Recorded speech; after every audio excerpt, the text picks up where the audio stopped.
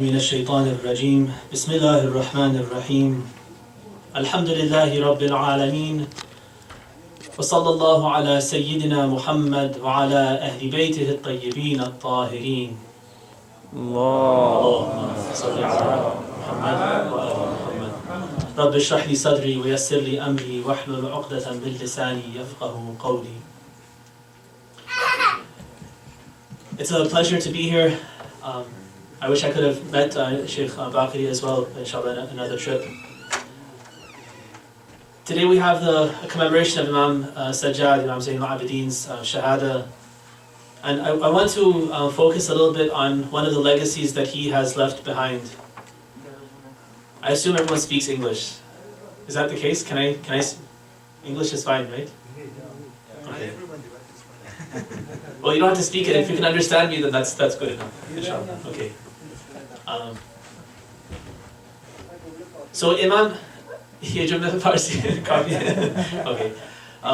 So one of the things that we can benefit from Imam Sejad more than anything else is the legacy that he has of these du'as that he's left behind. We have Sahifa Sajadiyya and du'as like Du'a Abi Hamza.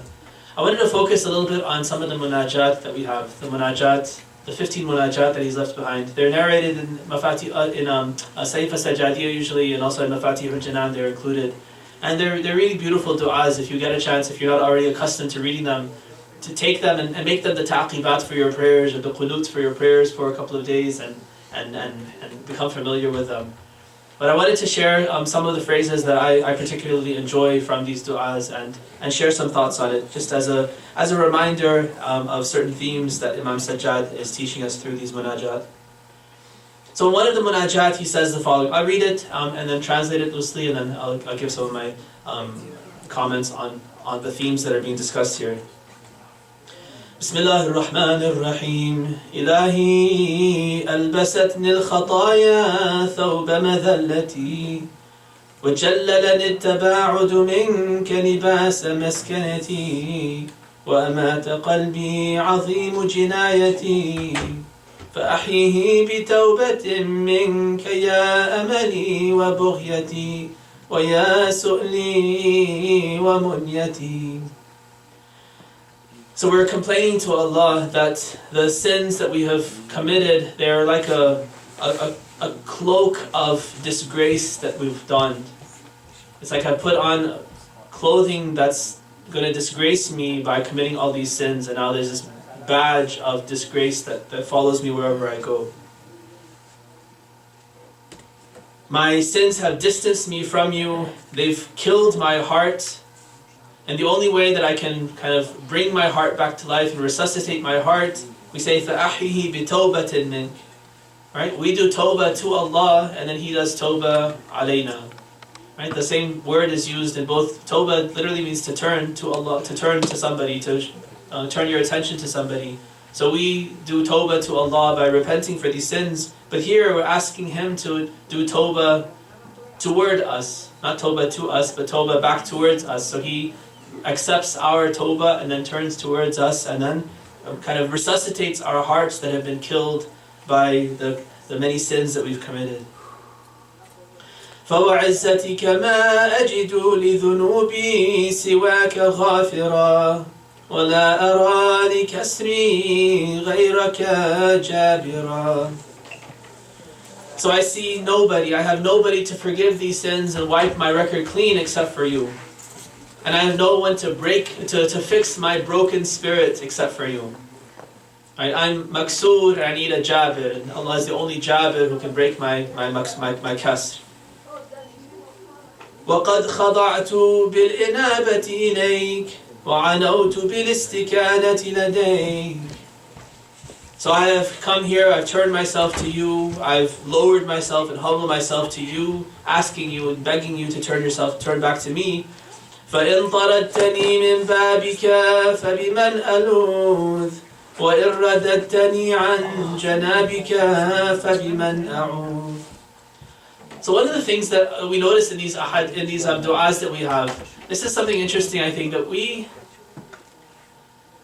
if you look at kind of modern self-help books that are trying to kind of inspire us and get us back onto some sort of right path, a lot of what they do is they kind of pump us up, and they kind of tell us that we can do it, we can solve these problems, we can overcome challenges. They kind of give us this hope, many times a false sense of hope. What we find in our du'as is just the opposite. We're constantly putting ourselves down. We're saying how hopeless we are. My actions are weak. I'm either sinning, or if I'm not sinning, I'm doing something that's full of riya, followed by ujb. And basically it's a worthless act that I'm able to put forward. And really I have nothing to offer. And if you think about that, and I think if someone were to see that alone, that side of the equation alone, they would think this is a very depressing religion that teaches us to speak about ourselves in that way and put ourselves down in that sort of a way.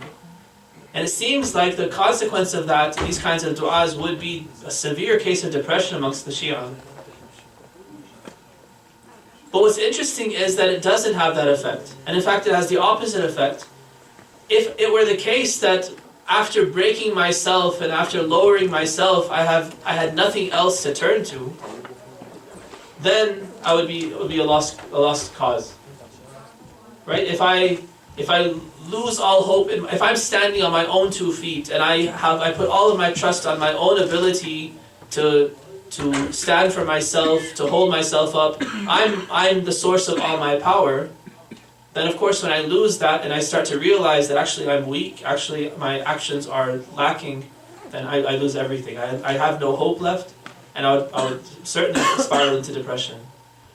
But the important part of the equation in the words of the Imams and the teachings of Islam is that at the same time they teach us to break ourselves down, and at the same time in that state of complete kind of hopelessness, we reach out to Allah and we have the solid Hablullah Mateen to hold on to and hold fast to, and He keeps us up and brings us up. And this is that same theme that we have throughout our ahadith and throughout our du'as of balancing these two critical factors of khawf and raja, where we maintain in equal amounts this fear of Allah, fear of the consequences of our own deeds, which leads to a sense of hopelessness, that I'm bound to hell. Even if no matter what I've done, no matter how many my good deeds might be, I still feel like I'm headed for hellfire. And I have this intense fear, but at the same time, I look at Allah and His grace and His mercy and His the way He accepts, the way He fixes, and I realize that there's so much hope. And even if I have committed the worst sins, because He's so gracious, I still have hope that He'll still put me in paradise despite who I am. So that balance then is so important, because if one goes out of whack and one becomes stronger than the other, and my fear becomes overwhelming, then I spiral down into depression, and I start to feel like there's no hope. No matter what I do, no matter how much I pray, Allah can't solve my problems. And if that happens, then there's really no hope at all. Right? And then you get to a point where you feel like, well, if that's the case, if I'm heading to hellfire anyway because I'm completely hopeless in myself, then why not at least enjoy this world and kind of have a free-for-all here in this dunya? And it leads to this kind of a complete relinquishing of all limits in the dunya. But the other extreme is also dangerous. If we have too much hope and we put all of our hope in Allah and forget about the reality of who we are, and we think we're now guaranteed heaven and paradise because Allah is so gracious and He's so merciful, then that also becomes dangerous. We feel like we're now guaranteed, and there's no way that I'm going to hellfire no matter what I do. And that also leads to obvious consequences, where if I'm guaranteed hellfire, then it doesn't matter how bad I am in the dunya. Because if I'm guaranteed paradise, it doesn't matter how bad I am in the dunya, because Allah's going to put me in paradise anyway. So either of those two extremes are dangerous, and so we're encouraged to try to maintain these two elements of khawf and raja in equal amounts in our minds, in our hearts. There's a famous hadith of Luqman, alayhi rahmah, where he says that it's a hadith Qudsi from Allah, where He says that you should have so much hope in your heart that you hope that even if you had all the sins of all jinn and all human beings on your shoulders, Allah will still give you salvation and put you in paradise. And you should have so much fear that if you had all the good deeds of all humans and all jinn, you still fear that Allah would put you in hellfire. Like that, not only should they be equal, but they should be equal at an extreme level as well. So you're kind of full of these two factors. So this dua also capitalizes on that idea and promotes that idea that we break ourselves down and admit to Allah who we are and how we are muqassir. We've failed on so many fronts. But in the end we say, فَإِن طَرَدْتَنِي مِن بَابِكَ فَبِمَنْ أَلُوذ وَإِن رَدَدْتَنِي عَنْ جَنَابِكَ فَبِمَنْ أَعُوذ. So if I come to your door, it's really the only door there is to knock on, and if you turn me away, then whose door am I going to go to? If I seek refuge in you and you turn me away, then I can seek refuge in no one else. So we lose all hope in ourselves, and we put all of our hope in Allah, and that hope then takes us out of this danger of depression and gives us that salvation and that hope. فَوَا أَسَفَا مِنْ خَجْلَتِي وَافْتِضَاحِي وَوَا لَهْفَا مِنْ سُوءِ عَمَلِي وَاجْتِرَاحِي. And then we go back and we mourn our own state and our own embarrassment and our own disgrace and our own actions. But after having knocked on Allah's door and having that confidence that He'll open the door, He'll answer the door, and He'll grant us that salvation that we so desperately need. And another one of the munajat we read, إلهي إليك أشكو نفسا بالسوء أمارا وإلى الخطيئة مبادرا وبمعاصيك مولعا ولسخطك متعرضا تسلك بي مسالك المهالك وتجعلني عندك أهون هالك. Alright, so here we're complaining to Allah about these two enemies that we have that are overwhelming us in our struggle for salvation. One is internal and one is external. The internal one that we complain about is our nafs amara. This part of our soul, this base carnal soul that pulls us away from Allah, pulls us towards the dunya, pulls us towards desire, wants to be fulfilled in any way possible. So it's constantly rushing and hastening towards sin, almost like kind of reveling in sin, presenting itself and presenting me as a result to Allah's anger. And it's leading me on this path that's going to end up in hellfire and full destruction. كثيرة العلل طويلة الأمل. So this soul of mine, this nafs amara, it's full of holes, it's full of weaknesses, it's full of imperfections, and at the same time, despite its own lowly quality, it's طويلة الأمل. It has very high hopes. That's the worst. If you have really no reason for hopes and you have those hopes, then that's the worst case. Right? If I'm perfect and outstanding and then I have high hopes, that's one thing. But now my nafs to be so evil and so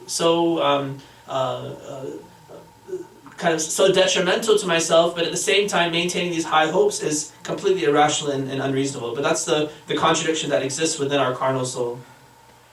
إن مسها الشر تجزع وإن مسها الخير تمنع. So in all circumstances in life, right, the balaya come and they come in both flavors, and the flavors of things that taste good and look good and make us happy, and the balaya can also be the hardships and the sicknesses and those kinds of things. Right? نبلوكم بالشر والخير فتنة.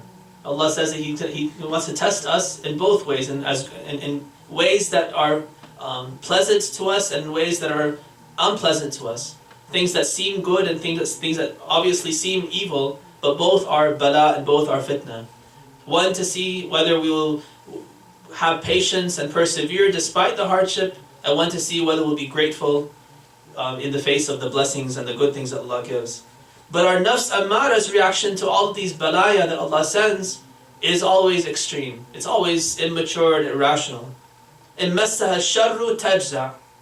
When the shar comes, evil comes, hardship comes, the response of our nafs ammara is not to have patience, not to take the kind of see the wider picture and the broader picture and see how this particular evil has a benefit for me and how if I can persevere then this and that. It doesn't see all that. It sees something hard's happening and it loses it. And it says this is the worst thing that could ever possibly happen. All hope is lost, Allah has forgotten me, and maybe there is no God, and all these different things, and it just goes crazy because something bad has happened. وَإِن مَسَّهَا الْخَيْرُ تَمْنَعُ. On the other hand, when good comes to me, even there the nafs ammara is not happy, it's not satisfied. There, the response should be that I'm grateful to Allah for the blessing He's given me. Now how can I use it in a way that's pleasing to Him? He's given it to me, I'm just a conduit, I'm just a means for that goodness to come from Allah to somebody else. So how can I spend it now in a good way on my family, on a poor person, on some institution that's doing good work? What can I do with that money that will be beneficial? But the nafs ammara's response is, no, this is mine now. I got it with my own hard work. Right? إِنَّمَا أُوتِيتُهُ عَلَى عِلْمٍ عِنْدِي, like Harun said. Whatever I have, whatever wealth I have, Allah had nothing to do with it. I worked hard for it. It's my knowledge, my expertise, my hard work that got this money. It's mine. I can do whatever I want with it. I'm going to make sure I use it only on myself. So in مَسَّهَا الْخَيْرُ تَمْنَعُ. When goodness comes, it becomes stingy, refuses to spend, refuses to use it on anyone else or in any way that's pleasing to the one who gave it, and it keeps it for itself. مَيَّالَةً إِلَى اللَّعِبِ وَاللَّهْوِ مملوءة بالغفلة والسهو تسرع بي إلى الحوبة وتسوفني بالتوبة. So this nafs ammara, it's constantly inclined towards frivolous actions. Lahu and la'ib. That's what makes it happy, that's where it pulls me as well. It's not happy just going by itself, it has to take me along with it. It's filled with heedlessness, ghafla and sahu. It speeds me along towards haram action and towards eventual anger of Allah. And not only that, not only does it lead me to a sin, but then it even, when the time comes for tawbah and I think about, maybe I should apologize, maybe I should fix this, even there it says, well, not now, maybe later. وَتُسَوِّفُنِي بِالتَّوْبَةِ, I say, sofa atub. Like later on I'll take care of it. Once I'm old and I have nothing better to do, then maybe I'll sit down and pray and ask for forgiveness. Right now, let me just keep on satisfying myself the way I want. إلهي أشكو إليك عدوا يضلني وشيطانا يغويني قد ملأ بالوسواس صدري وأحاطت هواجسه بقلبي. Not only do I have the internal enemy of our nafs ammara, but we're also complaining to Allah about the external enemy of shaitan. Right? Shaitan is also there, constantly there to misguide us, to lead us astray, to fill us with all sorts of insinuations and whispers, to surround us and to surround our heart and give us a sense of false comfort and to give us a sense of abandonment that Allah has left us and we have nothing to do except spend for ourselves and take help from shaitan or whoever else we can to try to get things done because somehow Allah has abandoned us. And that's what shaitan is trying to tell us. يُعَادِدُ لِيَ الْهَوَى وَيُزَيِّنُ لِي حُبَّ الدُّنْيَا وَيَحُولُ بَيْنِي وَبَيْنَ الطَّاعَةِ وَالزُّلْفَى. It helps my soul. So this shaitan now partners up and it teams up with the hawa and the nafs ammara within me to misguide me. It makes the love of this world seem pleasing to me, and it comes between me and it prevents me from doing things that will be obedience to Allah and will bring me closer to Him. إلهي إليك أشكو قلبا قاسيا مع الوسواس متقلبا وبالرين والطبع متلبسا. So not only these two things, we have even more enemies within ourselves. One of them is the fact that our heart itself is very hard. Right? A qalb qasi, a qalb that's hard, and it's filled with all sorts of whispers that shaitan has put in it. Now this heart is a container containing all of this waswas from the shaitan. It's covered with rust and corrosion from all the sins we've committed. and it's sealed shut so that no new knowledge, no new ma'arif can penetrate into the heart. وَعَيْنًا عَنِ الْبُكَاءِ مِنْ خَوْفِكَ جَامِدًا. And even our eyes don't help us, because our eyes are so reluctant to cry that even they don't help us to do tawbah and these sorts of things. So here, one interesting thing is that the Imam, as Shia especially, we have one good factor in our culture that we have taken from the Ahlul Bayt, which is at least answering this call, that we want to try to work towards softening our hearts and towards kind of developing a habit of crying for things and being sensitive to things that are sad and hurtful and harmful. And so we have this culture that's within us. One of the things that we don't have, though, is we don't have so much of this buka min khawfillah. The buka that we usually have and that we encourage, that we've even made a kind of an official part of our azadari, is this buka for the sake of the tragedies of the Ahlul Bayt, which is important and it's in its own place. But there's also another kind of buka that we should try to foster within ourselves, which is crying out of the fear of Allah and crying in prayer. Right? Think of we have so many models from the Ahlul Bayt themselves, how they would be during their prayer. Their color would change, their stature would change. They would be crying in their prayer, and that's something that we also have to develop. And so this is what we're complaining about here, that my eyes are so dry and so reluctant to cry that even when I think of Allah, they don't feel that fear and they don't cry out of that fear of Allah. وَإِلَى مَا يَسُرُّهَا طَامِحًا. But the worst thing is that they don't cry for the fear of Allah, but anything that pleases them and satisfies them in a carnal way, they stare and they look right away. So our eyes are eager to look at what's haram, but they're reluctant to think of Allah and then cry out of the fear of Allah. Ilahi, here comes the hope though. All that was a heavy dosage of fear, of hopelessness, because of internal, external enemies all teaming up against us. However, Ilahi, لا حول لي ولا قوة إلا بقدرتك ولا نجاة لي من مكاره الدنيا إلا بعصمتك. And I have no way of getting rid of any of these things or solving any of these problems إلا بقدرتك. Right? With your power, there's hope.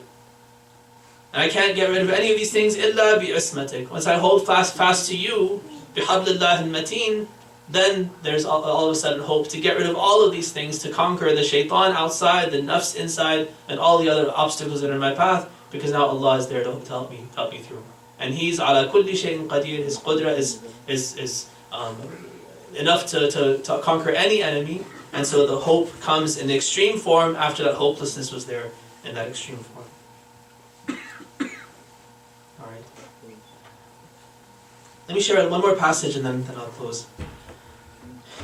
إلهي أتراك بعد الإيمان بك تعذبني أم بعد حبي إياك تبعدني أم مع رجائي لرحمتك وصفحك تحرمني أم مع استجارتي بعفوك تسلمني.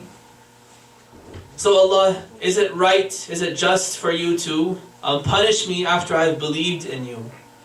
Is it right for you to punish me despite the fact that I have such love for you? When I have such hope in you, in your mercy, is it right for you to deprive me of that mercy? Then we say, Hasha liwajhika al-kareem. This, one thing that we notice in this munajat, one of the things that if you look through these du'as and these munajat, there's one time when you talk to Allah and as a servant speaking to a master, right? We're stating who we are and how lowly we are and how wonderful and amazing He is. But there's sometimes in the du'as where the Ahlul Bayt speak to Allah as a mahbub, right? As not as a master but as a beloved, as a ma'shuq, right? And they speak to Him almost in a way that's bordering on being so familiar that it almost seems rude, especially to a kind of if you're outside of the culture of the munajat and du'as, it almost seems like, how can you say such a thing to Allah? Right? You start to actually argue with Him and say, is it really just for you to do such a thing? Is it right for you to punish me?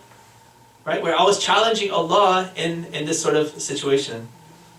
Right? أَتُرَاكَ بَعْدَ الْإِيمَانِ بِكَ تُعَذِّبُنِي. Right? Do you really feel like you have a right to punish me since I'm a believer?